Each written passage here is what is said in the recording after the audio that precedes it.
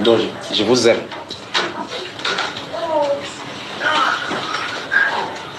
S'il n'y a pas de questions, si je vous dis à la Bible, ne posez pas de questions. Oui, mon cher. En Jean 5, verset 27, oui. Je veux savoir de quoi il y a une question là-dedans. Il parle de... Comment? Ceux qui auront, il parle d'abord de la voix qui va entendre. Et ceux qui auront fait du bien vont sortir, ils seront justifiés.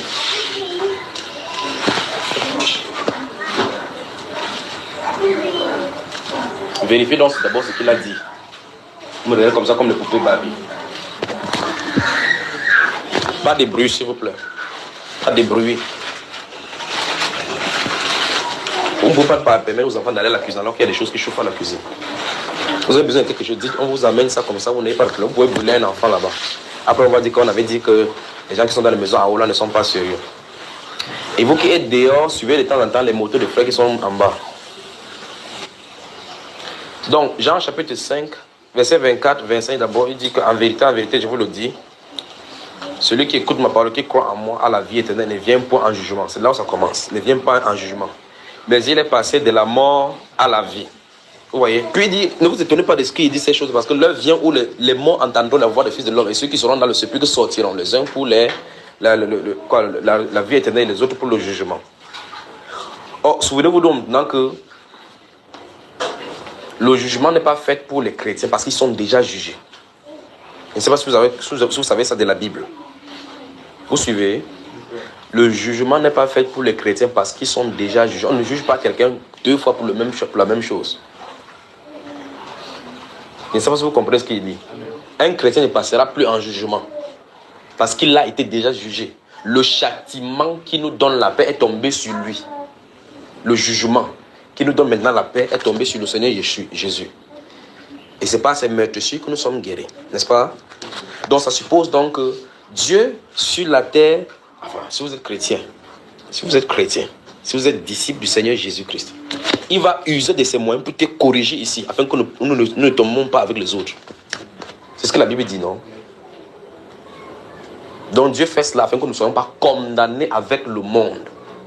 C'est-à-dire que vous forniquez, le monde fornique. Dieu va s'arranger à ce que ta fornication s'arrête là quelque part. Pour que plus tard, puisqu'il va juger les fornicateurs, que tu ne sois pas parmi les fornicateurs. Sinon, il ne pourra pas juger les fornicateurs et te laisser tranquille. Vous comprenez ça? Donc, le jugement de Dieu sera juste pour les mondains. Le jugement de Dieu sera juste pour les mondains parce que quand vous serez ici comme le poisson là, pourtant vous traversez, il y a des choses là-bas. Tu as peur de t'asseoir là, les femmes? Hein, frère? Ben voilà, c'est ça. Je crois que c'est pour la maman qui a de préparer la bouillie.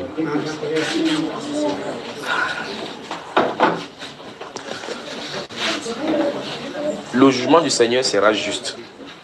Il dit ceux qui auront fait le bien pour la vie, ceux qui auront fait le mal pour la mort, la condamnation. Mais maintenant, souvenez-vous, on va parler de ce jugement-ci. Notez cela avec Matthieu chapitre 25. Dieu, le jour permettra, on va parler de jugement. Comme par exemple, vous dites des vérités aux gens, on dit qu'il ne faut pas juger les gens. On va parler de tout cela. Donc, les chrétiens ne seront plus jugés. Le tribunal des chrétiens, le tribunal que les chrétiens vont faire face. Vous suivez? Le tribunal que les chrétiens vont faire face au tribunal pour la récompense. C'est pour ça, comprenez? Oui, frère. C'est pour ça qu'on appelle le jugement des récompenses. Les récompenses, c'est ce que ça nous dit. Donc, ce qui va faire de telle enseigne que vous avez intérêt à faire un travail pour le Seigneur sur la terre. Vous avez, quand on dit, non, le Seigneur me donnera, je suis sûr que le Seigneur me donnera ces couronnes-là le jour-là, mais non seulement à moi, mais à ceux qui auront aimé son avènement. L'apôtre Paul sait que le Seigneur va lui donner. Il a travaillé à juste titre pour mériter le prix de l'appel. Donc il faut qu'on travaille pour le Seigneur. On va voir cela. Donc le chrétien ne passe pas en jugement pour dire... C'est pour ça que vous comprenez ces choses. Allez voir pourquoi les gens ont peur dans le monde. Les gens ont peur d'aller en enfer. Comme ils sont comme ça, je ne sais pas si je vais aller en enfer. Je ne sais pas si oui ou non je vais aller en enfer. Non, les enfants du Seigneur ne vont pas en enfer. Parce qu'il n'a pas créé l'enfer pour eux. Il a créé l'enfer pour Satan et ses acolytes. Donc, aucun des enfants du Seigneur ne se retrouvera en enfer. Et inversement, aucun des enfants du diable ne se trouvera au paradis. Maintenant, ça peut choquer comme ça peut choquer, mais c'est la vérité, la pure vérité. Vous voyez, d'un certain sens, c'est ça qui fait que vous voyez les témoins de Jéhovah ont raison, d'un certain sens. Ils disent qu'un Dieu d'amour ne peut pas créer un lieu qui brûle pour ses enfants. C'est normal. Il n'a pas créé ce lieu pour ses enfants, donc aucun de ses enfants n'ira là-bas. Mais le problème, c'est que il a créé ça justement pour les gens qui ne sont pas ses enfants. Les impies. Autre question. Donc, souvenez-vous, j'ai dit, dans vos prières, priez pour que cet appareil-là ne fonctionne pas, que ça ne fait pas de blast. Blah. Et puis, 2, l'intrusion dans le camp militaire. C'est tout. Je vous ai dit qu'il ne parlerait plus de ce pays-ci. On va se introduire ça dans la prière comme ça, on prie. Ça bavarde, ça cache n'importe où, ça cache. Des questions?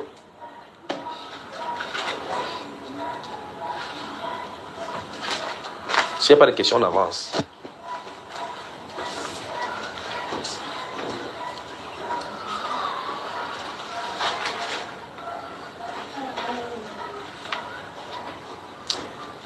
Donc, ceux qui sont en train de jeûner conformément à la recommandation, le 31, on va se réunir encore ici à 18h, on va prier.